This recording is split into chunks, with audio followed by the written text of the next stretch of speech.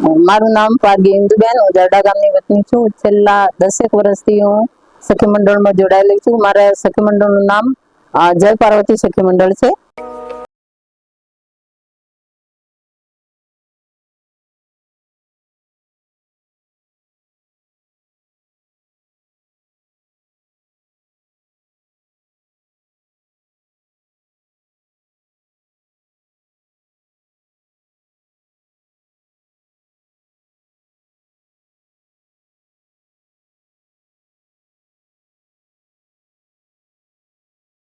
અને આ સખી મંડળમાં અમે એક હળદરનો મસાલા પાકનો જે પ્રવૃત્તિ કરી છે. હળદર પોતે ખેતરમાં ઉગાડીએ છીએ, પછી ઉગાડીને એનું પ્રોસેસિંગ કરીને સુકવણી કરીને પાવડર બનાવીને અમે વેચાણ કરીએ છીએ.